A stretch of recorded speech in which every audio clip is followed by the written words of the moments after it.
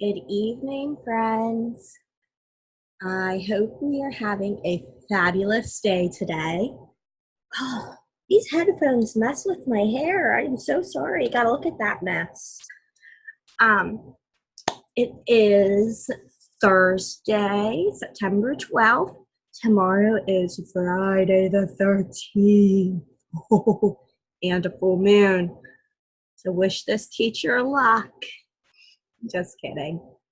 I had the pleasure of seeing a couple of you today. I saw Blaine. He came in and saw me this afternoon, and I got to meet Lavea's mom, and I got to meet Caleb and Caden's mom. So that was really exciting. So that was Learning Lab, and we had that Mondays and Thursdays, 1 to 3. So stop by and see me, even if you don't have anything that you need to work on. It's just great to see you. Just bring your stuff. You can sit and do work. Just sit and talk for a couple minutes about how school's going. You don't have to have anything specific to do. Just stop on in. I'd like to see you. I know some of you live too far away, and that's okay. But if you live close, then you have a second, pop one in. So we are going to pick up where we left off last night. We read chapter 1 of The Lion, the Witch, and the Wardrobe. We were introduced to Peter, Susan, Edmund, and Lucy. And Lucy had just walked through the wardrobe and entered mysterious land.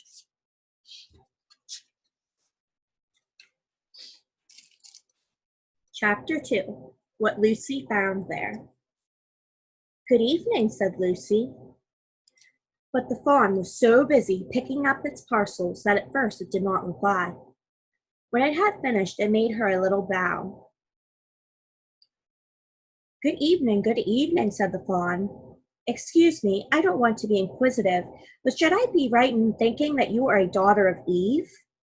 My name's Lucy, she said, not quite understanding him. But you are, forgive me, you are what they call a girl, asked the fawn. Of course I'm a girl, said Lucy. You are, in fact, human. Of course I'm human, said Lucy, still a little puzzled. To be sure, said the fawn. How stupid of me, but I've never seen a son of Adam or a daughter of Eve before. It's a Bible quote. I am delighted, that is to say, and then it stopped as if it had been going to say something it had not intended, but had remembered in time. Delighted, it went on. Allow me to introduce myself. My name is Tumnus. I am very pleased to meet you, Mr. Tumnus, said Lucy. And may I ask, oh, Lucy, daughter of Eve, said Mr. Tumnus, how you have come into Narnia? Narnia? What's that? Asked Lucy. This is the land of Narnia, said the fawn, where we are now, all that lies between the lamppost and the great castle of Cair Pavel on the eastern sea. And you have come from the wild woods of the west. I got in through the wardrobe in the spare room, said Lucy. Ah, said Mr. Tumnus in a rather melancholy voice. If only I had worked harder at geography when I was a little fawn, I should no doubt know all about those strange countries. It is too late now. But they aren't countries at all, said Lucy, almost laughing. It's only just back there, at least. I'm not so sure. It is summer there. Meanwhile, said Mr. Tumnus, it is winter in Narnia, and has been for ever so long, and we shall both catch cold if we stand here talking in the snow. Daughter of Eve, from the far land of Spare where eternal summer reigns, around the bright city of Wardrobe. How would it be if you came and had tea with me? Thank you very much, Mr. Tumnus, said Lucy, but I was wondering whether I ought to be getting back. It's only just round the corner, said the fawn, and there'll be a roaring fire, and toast, and sardines, and cake. Well, it's very kind of you, said Lucy, but I shan't be able to stay long. "If you will take my arm, daughter of Eve," said Mr. Tumnus, "I shall be able to hold the umbrella over both of us. That's the way. Now off we go." And so Lucy found herself walking through the wood arm in arm with this strange creature, as if they had known one another all their lives. They had not gone far before they came to a place where the ground became rough, and there were rocks all about, and little hills up and little hills down. At the bottom of one small valley, Mr. Tumnus turned suddenly aside, as if he were going to walk straight into an unusually large rock. But at the last moment, Lucy found he was leading her into the entrance of a cave. As soon as they were inside, she found herself blinking in the light of a wood fire.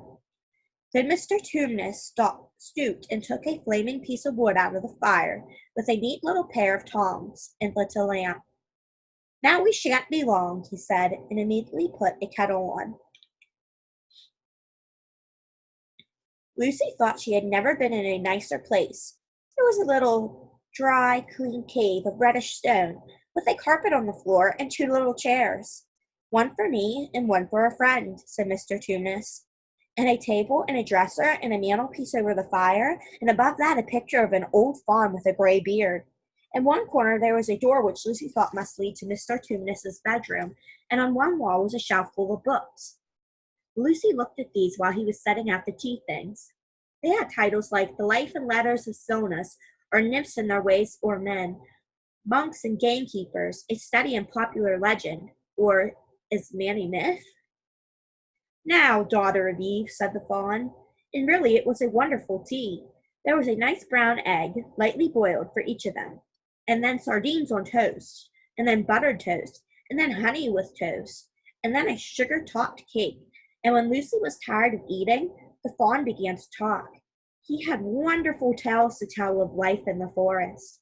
He told about the midnight dances, and how the nymphs who lived in the wells and the dryads who lived in the trees came out to dance, and the fauns about long hunting parties after the milk-white stag who could give you wishes if you caught him, about feasting and treasure-seeking with the wild red dwarfs, in deep mines and caverns far beneath the forest floor, and then about summer when the woods were green and old Silnus on his fat donkey would come to visit them, and sometimes Bacchus himself, and then the streams would run with wine instead of water, and the whole forest would give itself up to jollification for weeks on end. Not that it isn't always winter now," he added gloomily.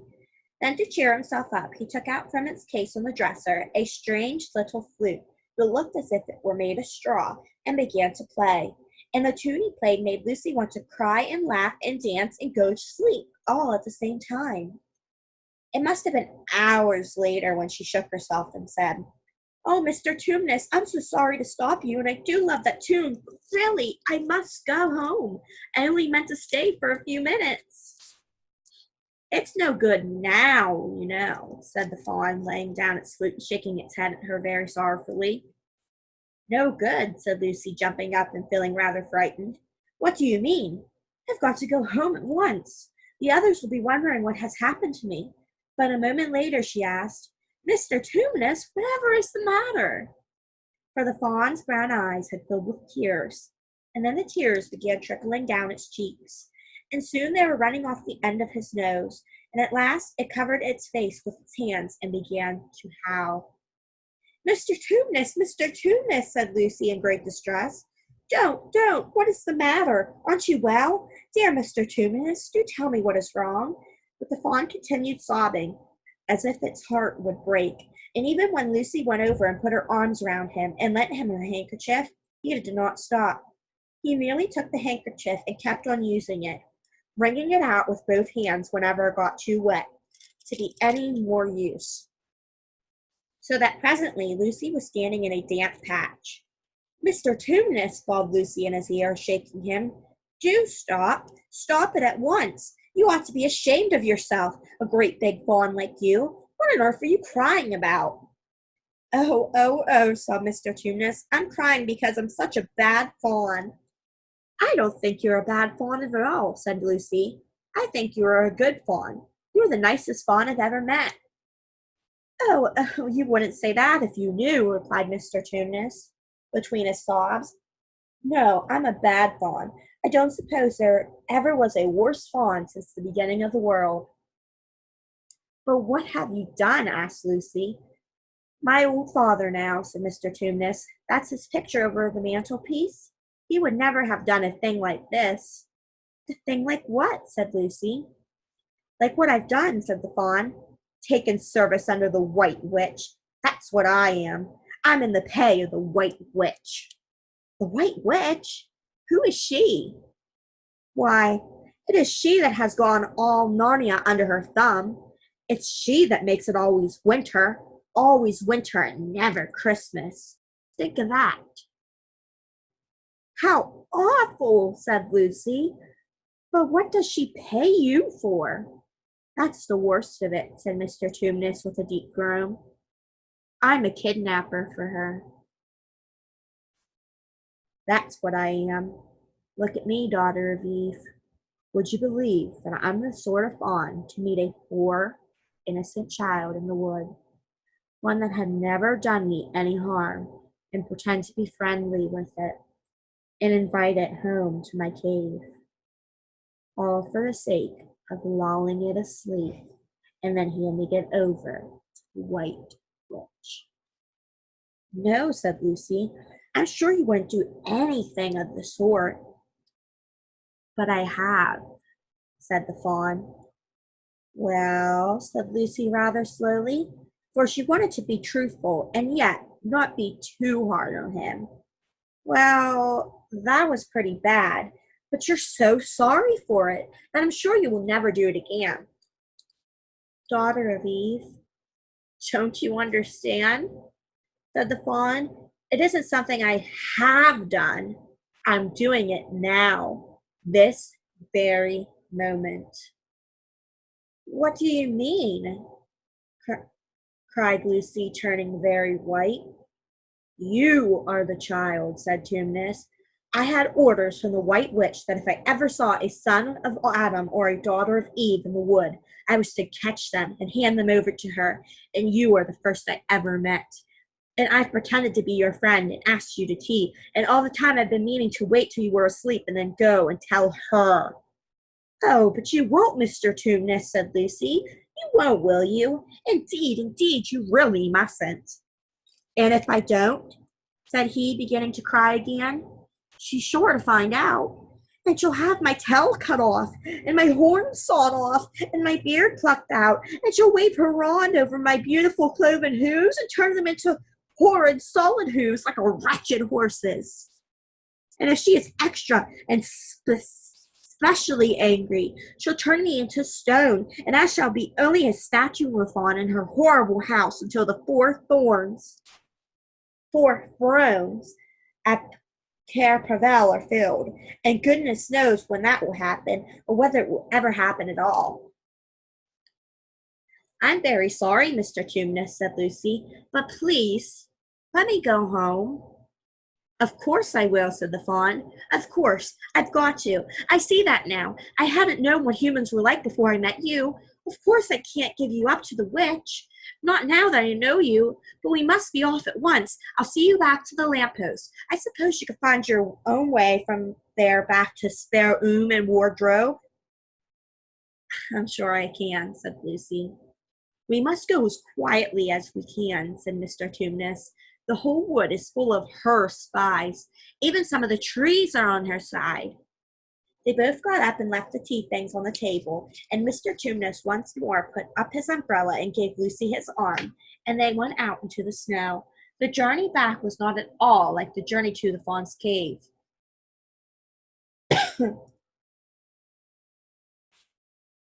Awesome.